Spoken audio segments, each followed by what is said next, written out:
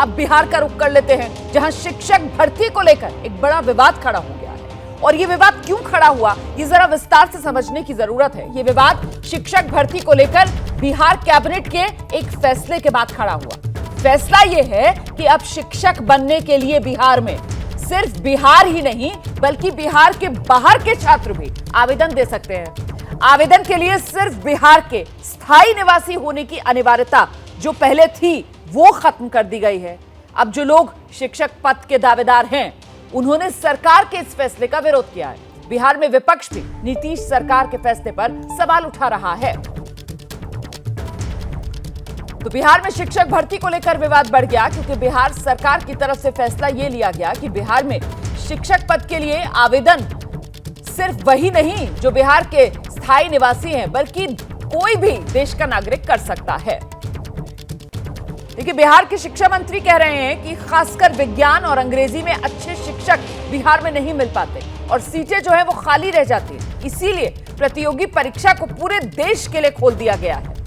वजह बताई जा रही है बिहार सरकार की तरफ से कि आखिरकार ये फैसला क्यों लिया गया।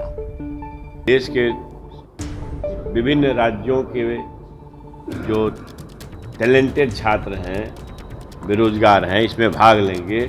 हमारे लोगों के लिए एक समस्या जरूर है सामने कि साइंस में, खास करके मैथ में, केमिस्ट्री में, फिजिक्स में, अंग्रेजी में इस तरह के कॉम्पिटेंट छात्र बहुत नहीं मिल पाते हैं, सीट खाली रह जाती है। इसके लिए क्या किया? तो बिहार के शिक्षा मंत्री को आप सुन रहे थे जो कह रहे हैं कि बेहतर शिक्षक मिल सके बिहार के बच्चों को, इस वजह से यह फैसला लिया गया है। वहीं नीतीश सरकार के इस फैसले को लेकर वो छात्र विरोध कर रहे हैं जो शिक्षक पद के दावेदार हैं और परीक्षा देने वाले हैं। छात्रों का कहना है कि ये तो बिहार के छात्रों के भविष्य के साथ खिलवाड़ कर रही है नीतीश सरकार। पीएम बनना के सपना में डोमिसाइल नीति आपने बर्बाद कर दिया और पूरे देश के बच्चे से फॉर्म भरवाइएगा। हमारे बच्चे, बिहार के बच्चे जाएंगे बाहर मजदूर बनने के लिए। डोमिसाइल नीति को बर्बाद करके अपना कुर्सी के चक्कर में बिहार के वासियों को अदर राज्यों में मजदूर बनाएंगे, अदर राज्यों वाले को यहाँ नौकरी। हम लोग 24 और 25 में तो उखाड़ के फेंक देंगे, साथ साथ कल से रोड पे उतर रहे हैं शिक्षक अभ्यर्थी।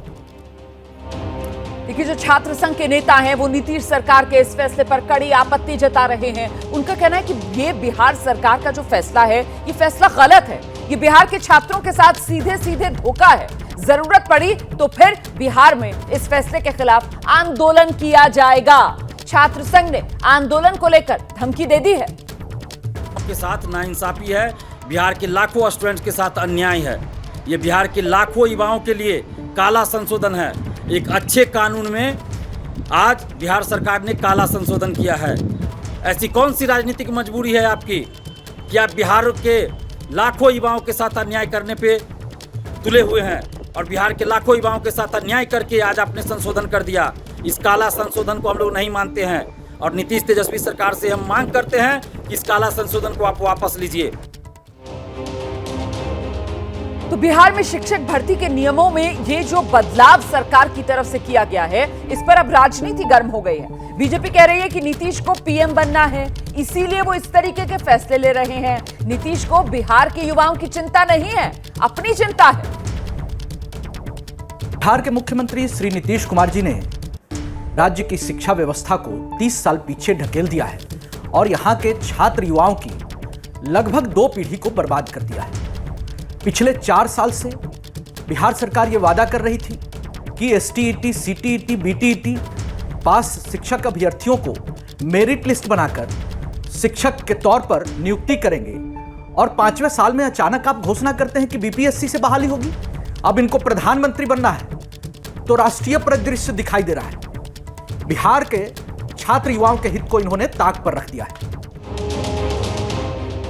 हम सीधा रुक कर लेते हैं। आप देख रहे हैं हमारे साथ हमारे वरिष्ठ सहयोगी प्रकाश कुमार इस वक्त जुड़ गए हैं बिहार से। जानते हैं जरा प्रकाश कुमार से कि बिहार सरकार ने जिस तरीके से शिक्षक भर्ती को लेकर फैसला लिया है और उस पर जो अब तीखी प्रतिक्रियाएं आ रही हैं कि छात्र संघ की तरफ से कहा जा रहा है हम आंदोलन करेंगे, बीजेपी घेर रही है, 2024 प्रधानमंत्री पद का ख्वाब, उसका उल्हाना नीतीश कुमार को दे रही है। क्या लगता है प्रकाश कुमार, क्या सरकार की तरफ से फैसला वापस लिया जा सकता है?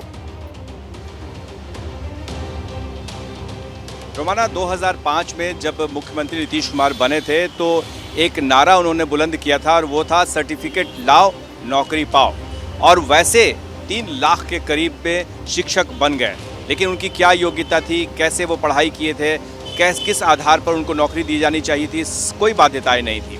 लेकिन बाद में जब सवाल उठने लगे शिक्षकों के गुणवत्ता पर कि वो किस तरह से पढ़ा रहे हैं, कितने शिक्षकों को तो अंग्रेज़ी ठीक से आती नहीं थी, हिसाब गणित कुछ भी नहीं था, फिर भी उन्हें नौकरी मिल गई थी क्योंकि अंक सर्टिफिकेट जो था उसमें जो मार्क्स था उसके आधार पर नौकरी लग गई थी। अब बात हो रही थी कि क्वालिटी एजुकेशन देने की, तो कैसे ऐसे शिक्षकों की भर्ती की जाए जिससे कि जो बच्चे हैं वो ठीक तरीके से पढ़ पाएँ। तो इसके लिए इन्होंने STET तमाम एग्ज़ाम्स शिक्षक बनने के लिए B.Ed की क्वालिटी को, B.Ed के एलिजिबिलिटी को उन्होंने तय कर दिया था। लेकिन अब क्योंकि जैसे ही 7वें चरण के शिक्षकों की बहाली होनी थी उसको लेकर के कई सारे सवाल खड़े हो रहे थे, तो इस पर अचानक नीतीश सरकार ने BPSC से शिक्षकों की भर्ती लेने का ऐलान कर दिया। अब BPSC तक तो ठीक था, लड़के मान भी गए किसी तरह से कि ठीक है, लेकिन जैसे ही इसे ऑल इंडिया लेवल पर कर दिया गया इससे नाराज़गी आ गई है। लड़कों को लगने लगा है कि बिहार के जो लड़के हैं वो उन्हें अगर ठीक तरीके से जगह नहीं मिली तो वो बेरोज़गार रह जाएंगे। वो दूसरे प्रदेश में तो ऐसे जाते ही रहते हैं प्राइवेट नौकरी करने के लिए, अब वो अपने ही राज्य में उन्हें नौकरी शिक्षक की नहीं मिल पाएगी। इस वजह से ये नाराज़ है। लेकिन जो सरकार है, नीतीश सरकार, वो चाहती है कि क्वालिटी टीचर्स आए, तो इसके लिए वो एक तरह से ऑल इंडिया लेवल पर इस बहाली को खोल दिया है। रोमाना, शुक्रिया आपका प्रकाश कुमार इस तमाम जानकारी के लिए। लेकिन चुनावी गर्मी के बीच अगर इस तरीके की नाराजगी सरकार को झेलनी पड़ेगी तो फिर जाहिर सी बात है नीतीश सरकार के लिए मामला मुश्किल हो सकता है। 2024 सामने बड़ी लड़ाई है। जैसे ही घड़ी का काटा दोपहर 2:30 पे आए, बबीता जी का दिल सास बहू साजिश के लिए मचल जाए। और ये है इनकी बहू, पूरे दिन ऑफिस की टेंशन हो जाए गॉन जब ये करें अपना फेवरेट शो फ्री टाइम पे ऑन। इनकी तरह आप भी देखें अपना फेवरेट शो अपने टाइम पर और डाउनलोड कीजिए ABP लाइव ऐप अपने स्मार्ट टीवी पर।